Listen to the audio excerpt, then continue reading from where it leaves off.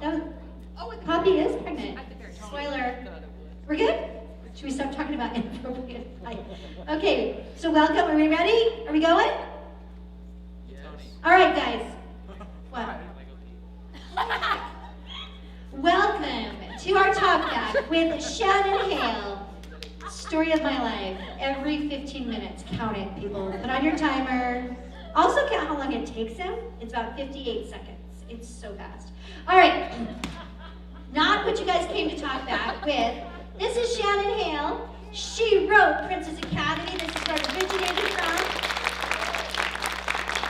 And the short story goes something like, Shannon and I reconnected when we were older and had children. And I'm like, Shannon, what? You're famous? I need to read your books. I went and I got all her books and I read them, and I read Princess Academy first. And I said, Shannon, this must be a musical. And she said, oh dear, sweet, talented, miraculous Tony.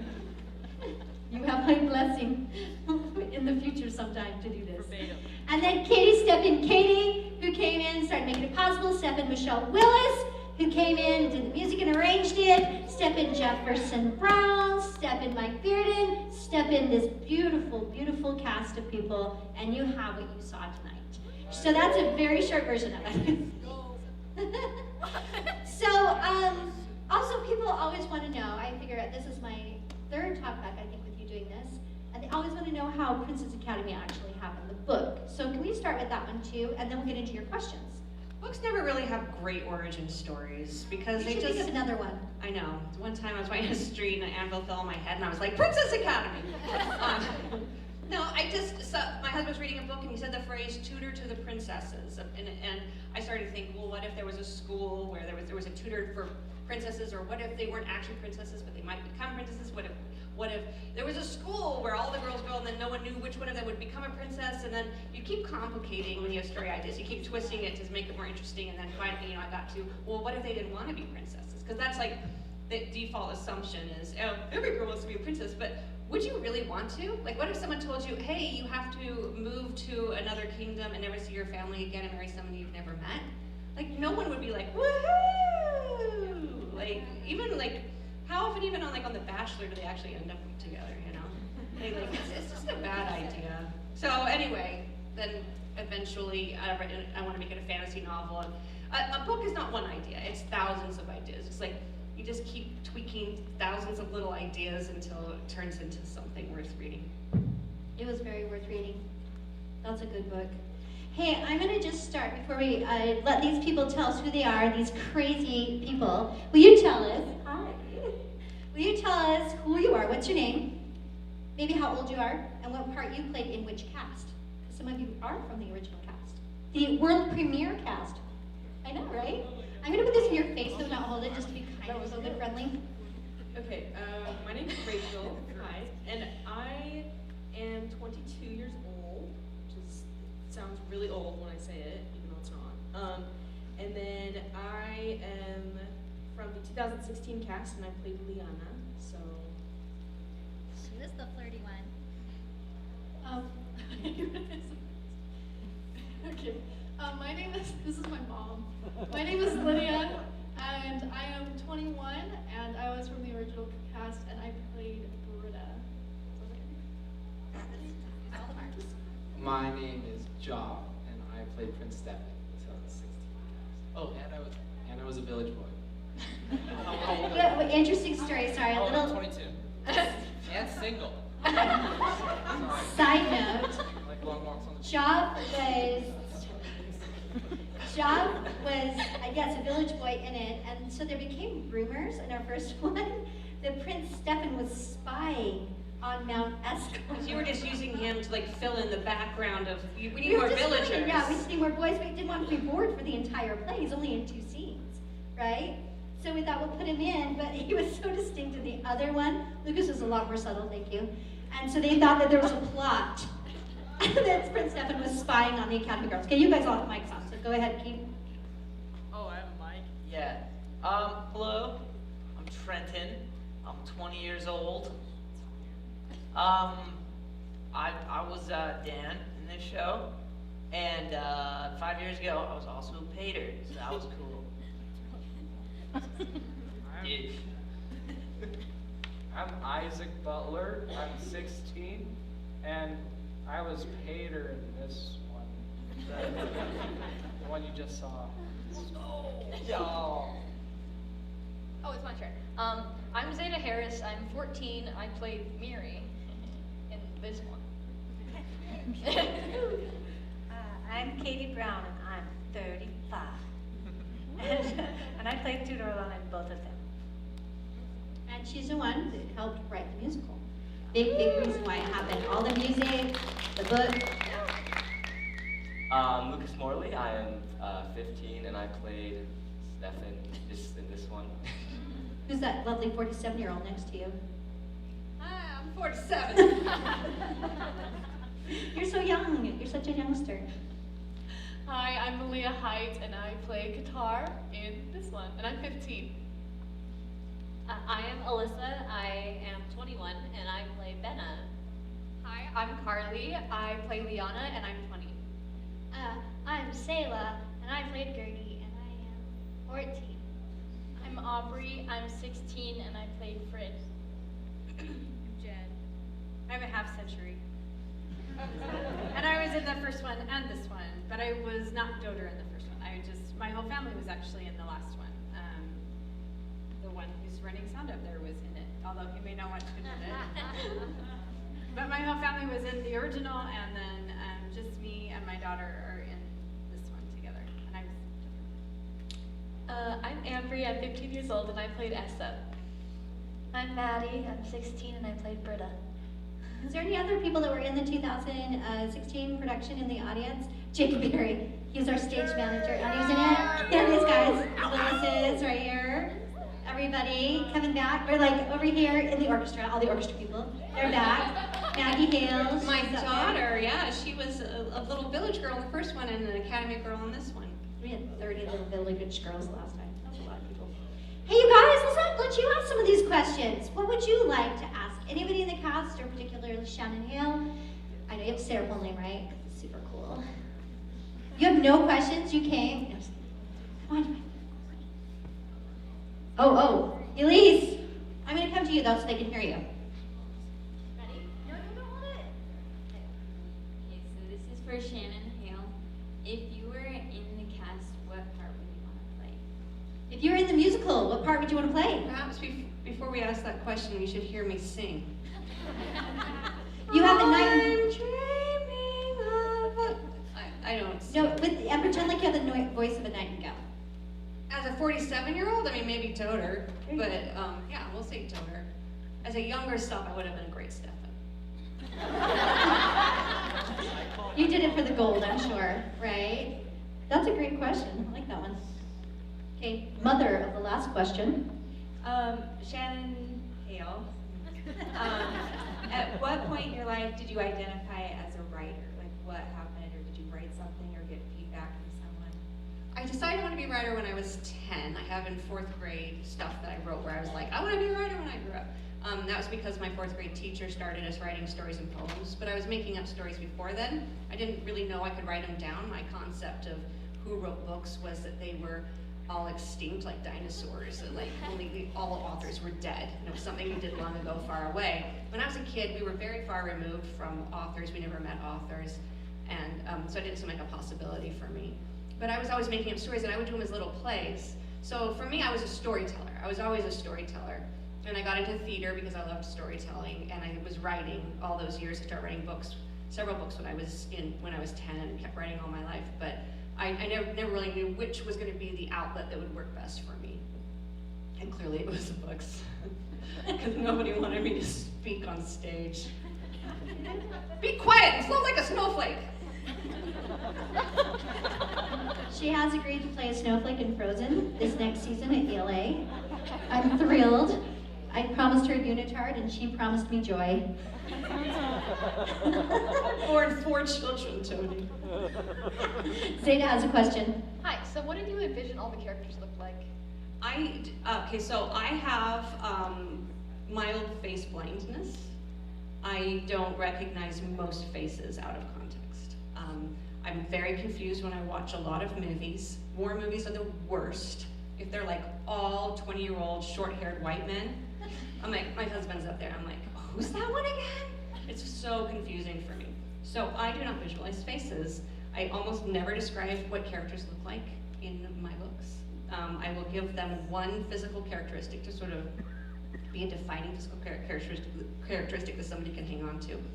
But other than that, I do not. You're all blank in my head. Fair enough, honestly.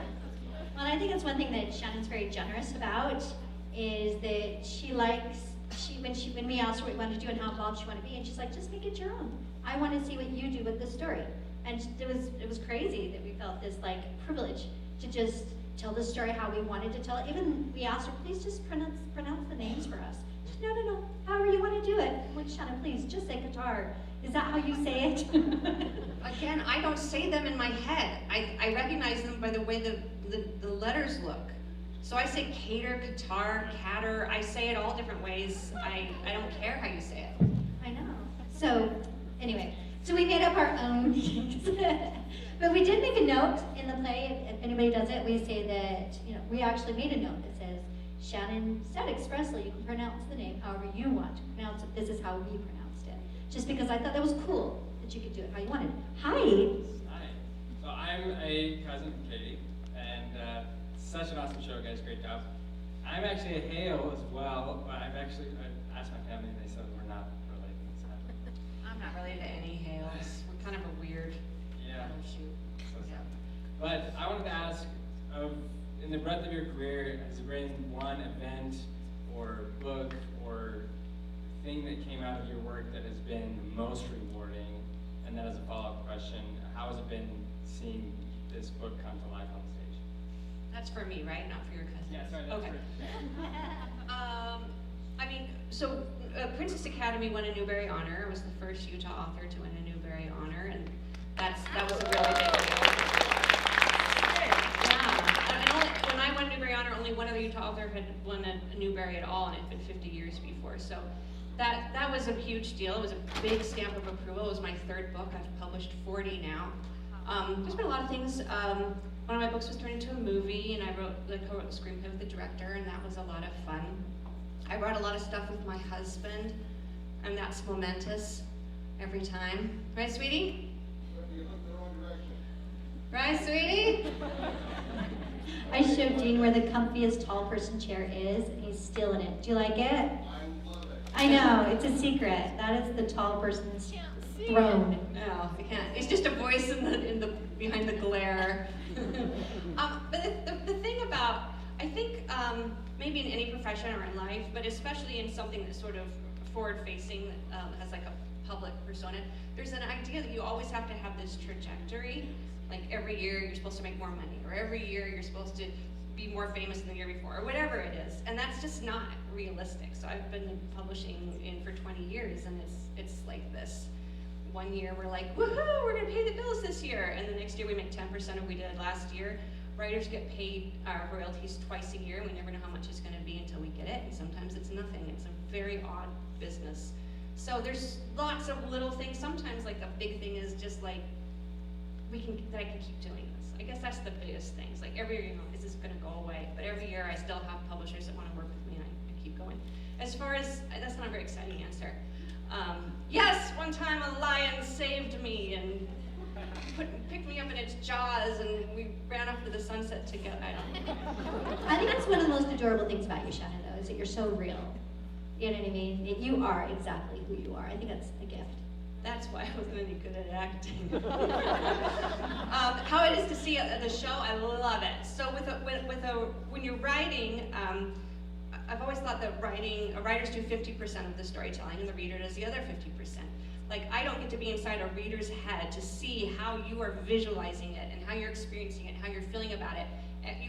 Every reader brings their own experience to the story. How you're feeling in the moment affects how you read the story. Every experience in life, every person you've ever met affects how you read the story. So every time someone reads a book, it's a different story. And I don't get to see that. I write alone, and it goes off, and I never get to experience it.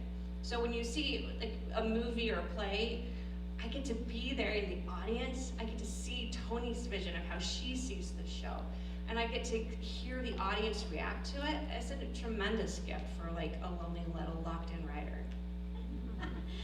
I'm going to to just go back to the actors for just a second here. The three on the end here, or I guess the four on the end here, really. I'm going to ask you for, looking back at 2000, yeah, that's true, he was in it then. Can you tell me, like, either, when you guys were in it, back in the world premiere, right? Is there a memory you guys have that you want to share back then? What was it like to, go ahead, you have a mic on. I had zero voice for like half of the performances, and man, that was brutal. But one cool thing that I got out of that is I remember being like totally destroyed, distraught. I was like, I can't believe I am ruining this for everyone that is showing up to watch this. Like, everyone's like, wow, what a great show. Ah, what is that? Who put a dog's like voice up there? Like, what is that? And I remember at the end of the first show without a voice, there was just this tremendous applause at the end of it. And it was like, hey bud, you did all right, like good try. But it was nice to feel the support of like people just being like, you know, just because it wasn't the best performance or literally you sounded like a squeaky toy. Yeah, cute squeaky, thanks man. But like that was something that really stood out to me, and it gave me a lot of confidence to be like, hey look, just because every time can't be your best, or like not every show's gonna be the greatest, it doesn't mean people won't enjoy it anyway. So, you know, that was something. And now look at you now, you're a pirate. Oh boy! All right, Job, what about you? What was the question? But I do have to think for a second. What did you learn from Princess Academy 2016?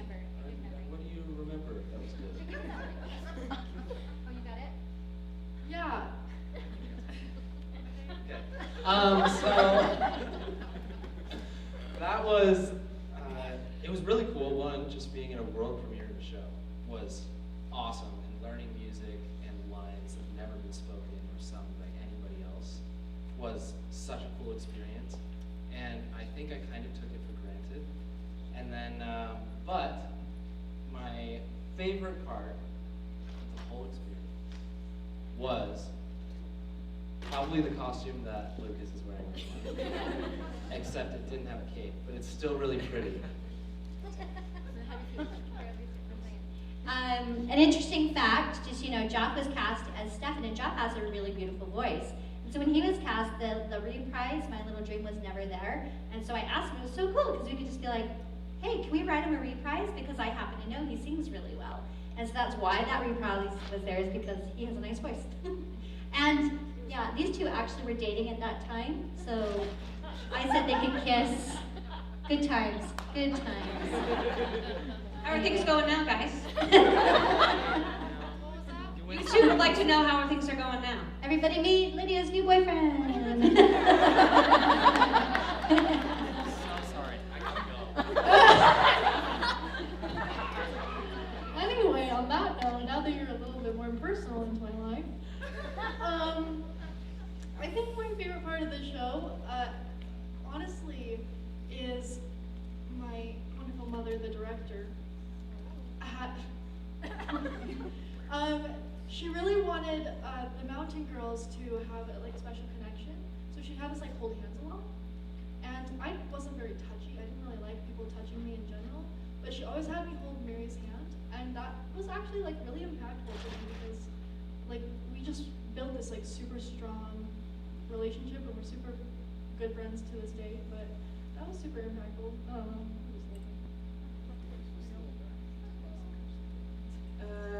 Okay, this is hard because I don't remember like half of it.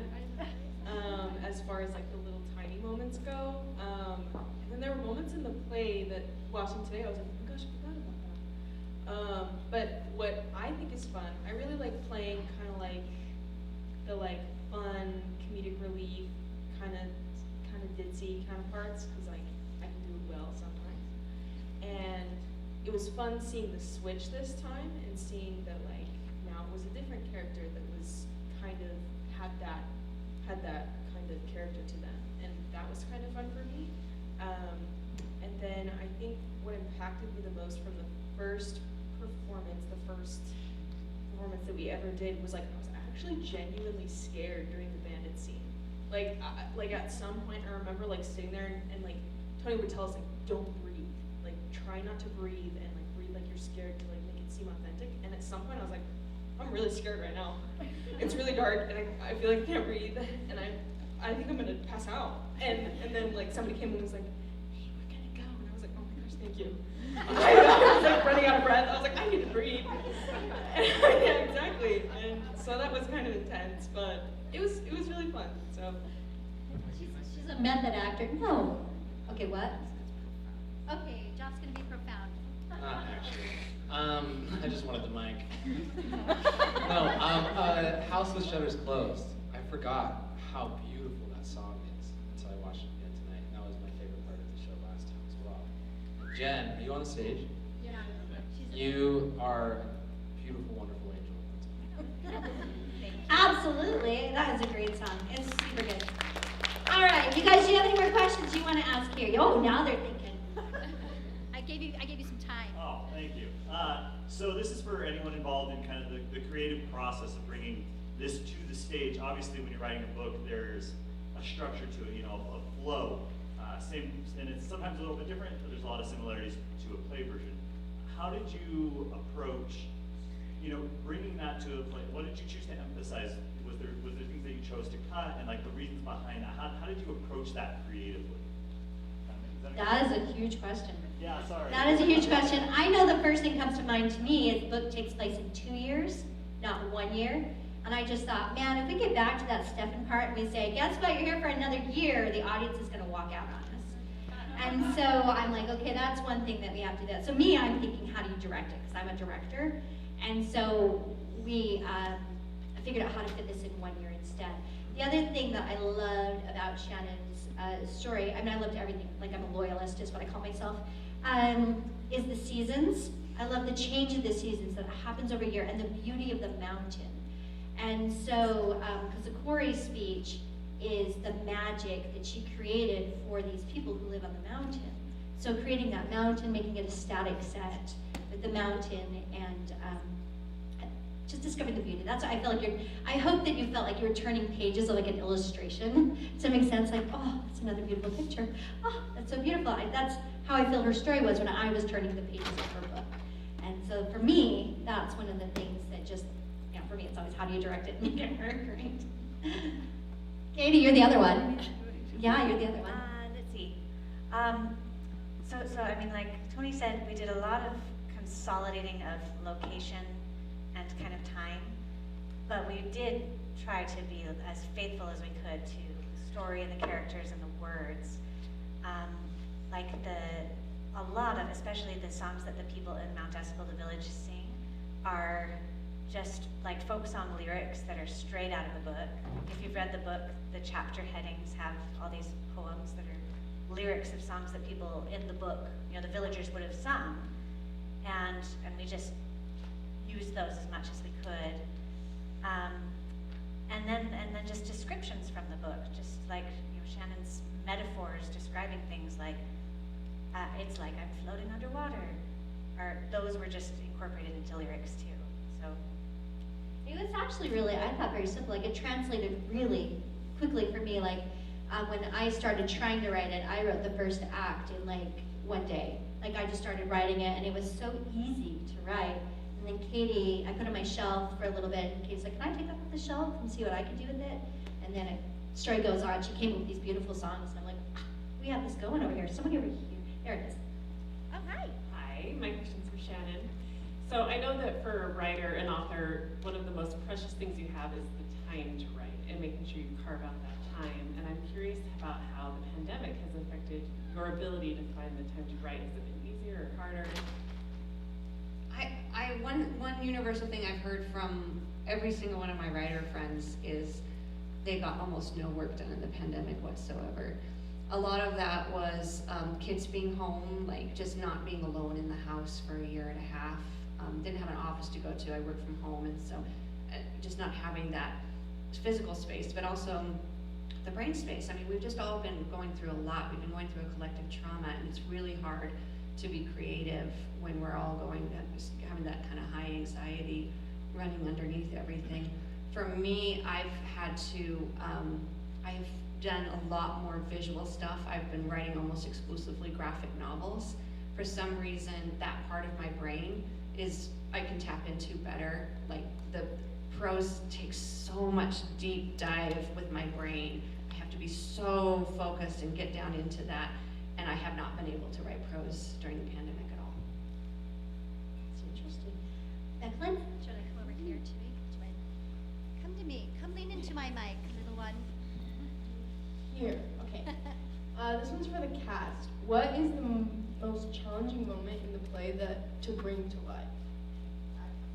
Zeta, I think you're a good choice there to ask this question too. You Thank have a lot. you. You go up and down all over. No, it's just, Oh, yeah. it's written. It's Shannon's fault, not yours.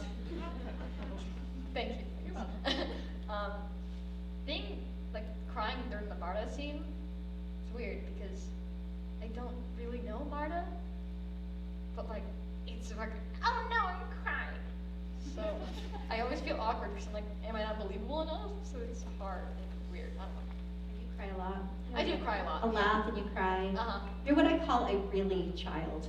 I have one of those. You're really sad, really mad, really. Yeah, you're never neutral.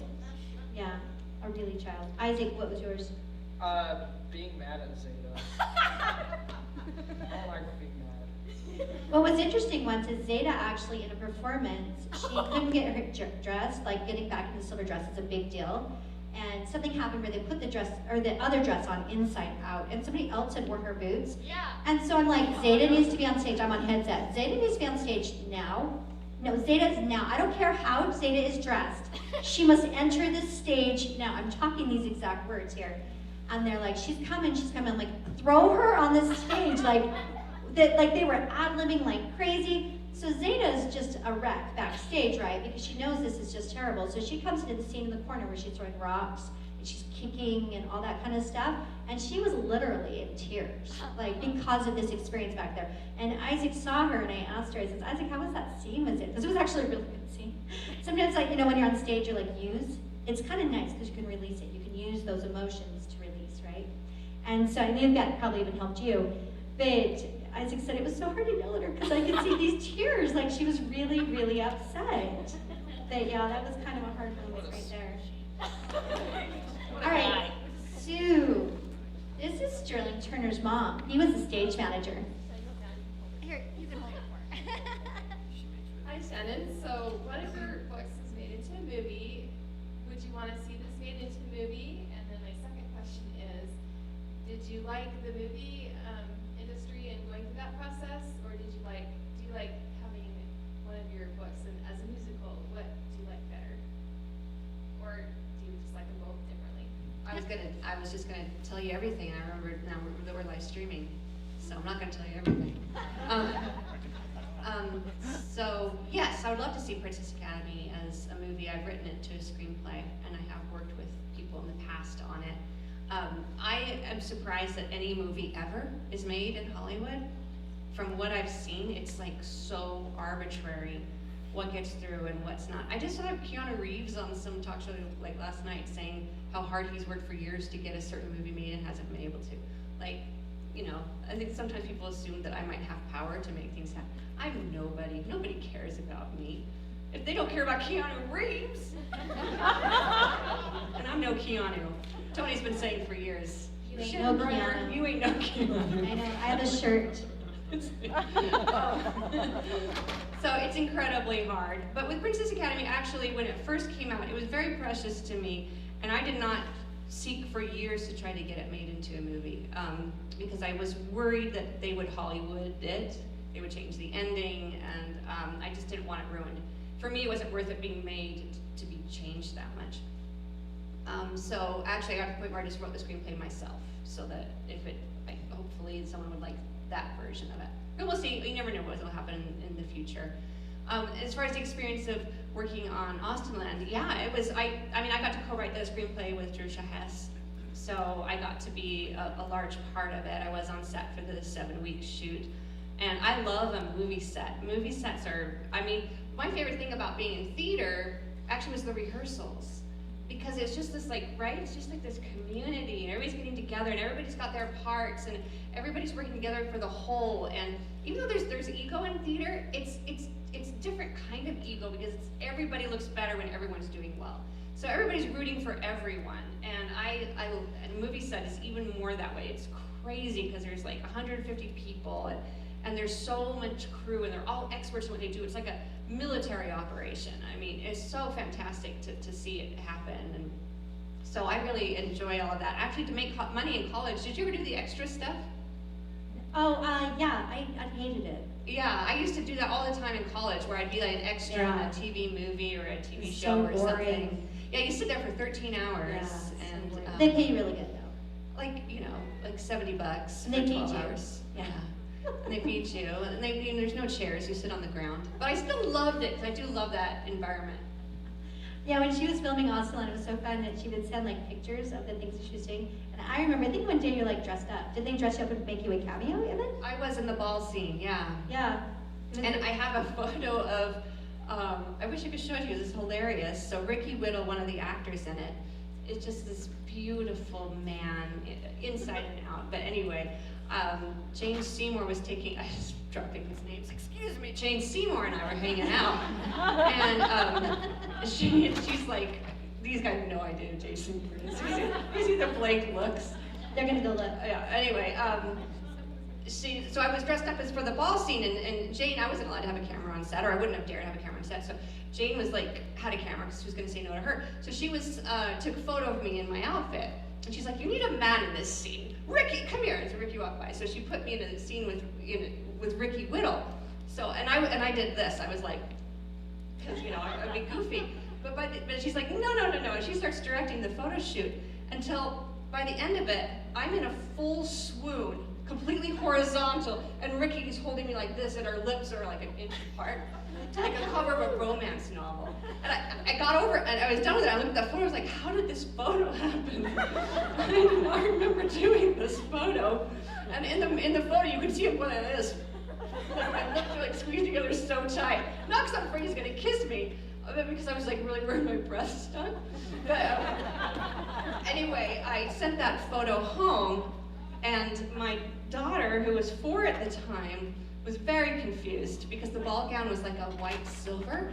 She thought it was a wedding gown. And I had gone to England with this other man and appeared to get married, and she told her preschool teacher about it. It was very awkward, and I have to say, you don't make that much when your book is optioned for independent movie, but we did make enough to squirrel away for her therapy costs.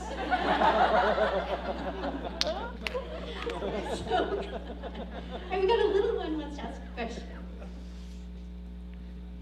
How much did you read before you wrote your first book? How much did you read before you wrote your first book? Oh, I don't know, hundreds of books. I couldn't even guess. Like, reading is the best thing you can do for writing. Just read and read for fun. It doesn't have to be like books people say are good for you, just fun. Read magazines, anything. Comic books. Aiden? Here, sorry, not giving up. You're all dizzy. Sorry. Was there any point in time that you didn't like reading? Yes, there was. When I was in high school, the books they started to assign, I was like in the honors and AP English classes in high school, and the books they started to assign, all of them, there were no more comedy, there was no more fantasy, there was no more any kind of genre. Every single book had been written by someone who'd been dead for at least 50 years, and it was about people that had some potential but ended up alone and miserable and tragic and maybe dead. And I thought that that's what reading was when you're an adult. You're not allowed to have fun reading anymore. And for years I was in this reading slump where I read books dutifully, like I thought it was my duty, I wanted to be a writer, so I had to read all these were the important books, and if I was gonna be a writer, I had to know what was important. And it was actually when I was in grad school, I was on a break for winter break, and I picked up this fantasy series that I read when I was younger, and just reread it, and I like rediscovered how much I loved reading, and just gave myself permission to read for fun again. But there were years where I thought, this is horrible, because I thought reading was supposed to be what books they told me were important. And that's just nonsense. Just nonsense. Did you guys hear that? Just nonsense. Hey, the cat sits here. Just give it over to you for just a second. And I'll just take a couple of ones. But what lessons have you learned from Princess Academy? Like, when you take Princess Academy, you're gonna go home tomorrow when it's over, and you're gonna miss this. Don't remind me. What will you take, Zeta? What will you take home with you? Optimism. What do you mean by that, Zeta? All right, I guess I gotta tell the story now. I guess. So, basically, during some of the dress rehearsals, I'm a pessimist, and so, it was really weird doing like the Princess Miri. I go, no, and then walk away, and I got chewed out for it. And so, I guess I gotta be an optimist now. I'll take it with me. Yeah, I'm like Miri. Zeta, is Miri an optimist or a pessimist? An optimist. Doesn't act like one. Ah. Sometimes in your characters, you gotta figure out how much is you and how much is the character, right? And you have to find that really lovely balance. And I love that she's actually found maybe there's some good in optimism. Possibly. Maybe. Perhaps. Maybe. Any others have any lessons you're gonna take? Qatar. I've said this before, but really just some people may seem like mean or cold or just like not friendly. Like Qatar might seem like a brat sometimes, but you get to really learn her story and how her mother died and her father is like cold and like she feels lonely in the world. And you may not know it, but some people just may be lonely in the world. And I say just like go up to them, be their friend, and yeah, I'd really like looking into people, what not the outside, but what's on the inside. Job? Next time, specifically request a cake. What's that? Oh, never mind. I forgot. Say it again. Next time, specifically request a cake for John. He's so jealous. We're done. Can you try on that jacket just one time? All right, thank you. There's somebody over here that has their hand up, but am I dicey things? Oh, it's Aubrey. Oh, you fine. Okay.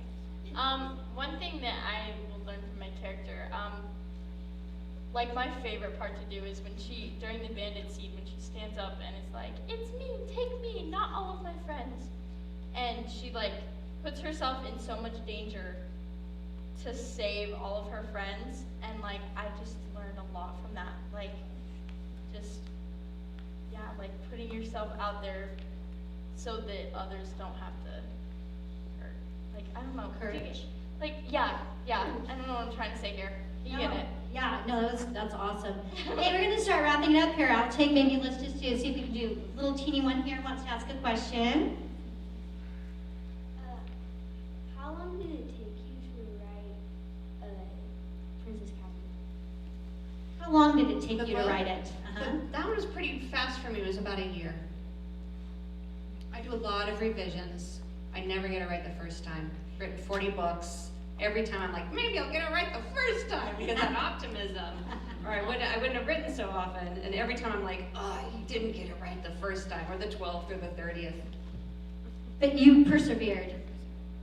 What's your favorite part about, what's your favorite part about your character? Your character? Like, who you're like. Who are you being? Essa, tell me what's the favorite part of your character? Oh, I called her on it. Well, I like that she's like trying to be, that she's like friends with most of the people, like even like some of the mean girls, she's like still friends with them. She like hugs them during the Being a Princess song, and like she's not friends with Guitar, sorry, but like yeah, I think it's admirable how she like tries to be nice to everyone, and how like even at the end she does become friends with Guitar, and how she has like a strong relationship with her mom and her brother, because most siblings don't like each other very much, but you guys do. What about you, Lucas? What's your favorite part about your character? I think it's like his how like his only goal is to be with Britta. Like that's like his entire character is based around being with Britta. I feel like I just think it's interesting because it like I just think yeah. Love. It's all. Some people would call it love. And also the cape. Yes, the cape. Did it for the cape. Here's a little one right here. What's your favorite part about acting? You got a question just for me? You did. What's favorite part about acting? Being able to actually show emotion without being like shunned or, I mean, not by anyone specifically. Hi, Mom. That was a joke, I love you. But not being forced to like keep it in, because you have scenes where you're able to express every emotion you can. Anger, stress, anger, crying, Happiness. useless, not happy, I guess. Optimism. The three emotions, anger, crying, and optimism. So it's just really nice to be able to express myself in a way that I'm not Zeta, I'm Miri right now, and I can do that. I can be. And if you saw our last Miri, that was Maggie Scott.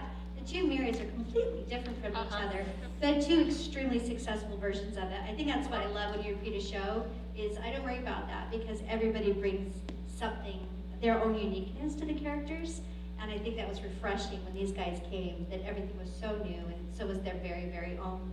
I think, Shannon, I don't know what final words of wisdom you want to give us, but I feel like it should end with you.